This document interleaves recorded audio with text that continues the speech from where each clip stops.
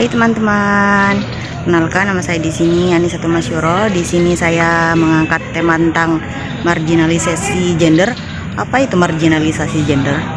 Marginalisasi gender adalah sebuah peminggiran kepada salah satu gender yang dapat mengakibatkan pemiskinan. Nah, berikut videonya. Perkenalkan, namanya biasanya dipanggil Mbak S. Mbak S ini memutuskan untuk menjadi penjaga kos dan merantau ke Pulau Madura semenjak 2 tahun yang lalu. Hal ini nekat Mbak S lakukan karena PHK semena-mena yang terjadi pada beliau. Hal ini terjadi saat Mbak S cuti melahirkan, dan setelah kemudian masuk kembali, Mbak S dipanggil oleh pihak kantor dan menjelaskan tentang pemutusan hubungan kerjanya. Mbak S ini tentu saja tidak menerima hal itu. Namun karena keputusan dari pihak kantor sudah bulat dan tidak dapat berubah lagi, Mbak S akhirnya menerima. Namun setelah itu Mbak S kesulitan untuk cari pekerjaan lain, dan sehingga Mbak S pun mendapatkan tawaran pekerjaan untuk menjadi penjaga kos. Setelah memutuskan untuk menjadi penjaga kos, Mbak S harus meninggalkan keluarganya. Setelah mendengarkan dari pengalaman Mbak S yang terkena PHK secara sepihak ini, kita dapat mengerti apa itu marginalisasi gender.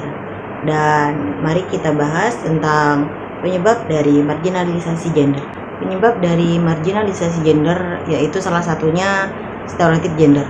Kenapa stereotip gender? Karena dengan adanya stereotip gender dalam dunia pekerjaan, perempuan dianggap lemah dan tidak terlalu berdedikasi pada pekerjaan yang sedang ditekuni, sehingga kebanyakan perusahaan akan mem-PHK perempuan secara semena-mena. Dan yang kedua yaitu adanya penyalahgunaan kodrat wanita. Kodrat wanita yaitu adalah mengandung, melahirkan, dan menyusui.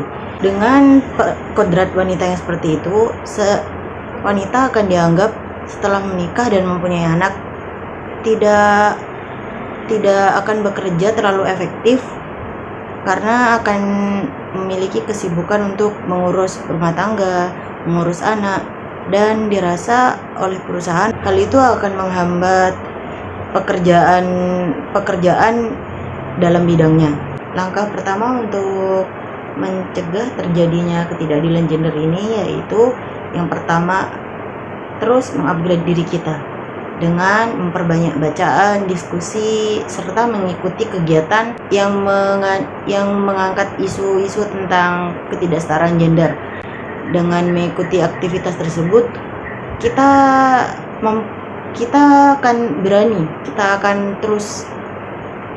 akan terus berani untuk mengungkapkan isi pikiran kita, pendapat-pendapat untuk disampaikan kepada orang lain, dan hal itu akan dapat mengubah pandangan orang lain, dan ilmu yang sudah kita dapatkan itu dapat kita salurkan kepada orang-orang terdekat dengan cara yang sopan dan membagi isi pikiran kita, sehingga ketidaksetaraan gender ini dapat secara perlahan dapat diterima dan dimengerti oleh orang lain.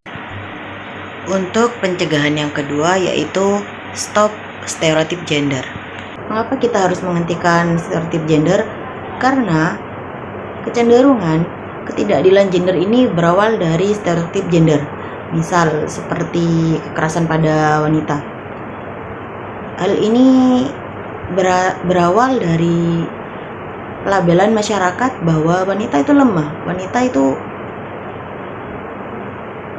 itu lemah, dan laki-laki itu di atas wanita. Jadi laki-laki dapat bertindak semena-mena karena mereka menganggap bahwa wanita itu lemah dan tidak dapat melawan mereka, dan derajat laki-laki berada di atas derajat wanita. Jadi dengan kita menghentikan stereotip gender ini, kita dapat selangkah mencegah ketidakadilan gender terulang lagi di masa depan. Pencegahan yang terakhir yaitu adanya kerjasama dengan semua pihak. Dengan adanya kerjasama antar berbagai pihak ini dapat mempermudah dan melindungi korban-korban dari ketidakadilan gender ini. Untuk langkah kuratif terhadap ketidakadilan gender ini yaitu yang pertama, mencoba untuk memaafkan dan menerima hal-hal yang sudah terjadi pada diri kita. Dengan adanya pemaafan dan penerimaan diri ini akan membuat jiwa kita, mental kita akan semakin membaik. Dengan memaafkan akan membuat kita tidak terpaku pada hal-hal yang sudah terjadi atau hal-hal yang sudah ada di masa lalu, dan akan membuat kita terus berproses dan berprogres untuk mencapai masa depan yang lebih cerah lagi. Langkah kuratif yang terakhir yaitu laporkan kepada pihak yang berwajib. Laporkan pelaku yang sudah melakukan ketidakadilan gender ini kepada pihak yang berwajib untuk membuat mereka jera dan tidak melakukan ketidakadilan gender ini kepada orang lain, sehingga kita dapat memutus rantai ketidakadilan gender ini. Untuk langkah promotif di era digital ini akan semakin mudah untuk kita mempromosikan isu-isu kesetaraan gender. Nah, dengan begitu kita dapat membuat video pendek atau vlog-vlog kecil yang mengangkat isu-isu tentang kesetaraan gender. Dengan hal tersebut harapannya kita dapat menyebarluaskan ilmu-ilmu yang sudah kita peroleh dengan mengangkat isu-isu kesetaraan gender.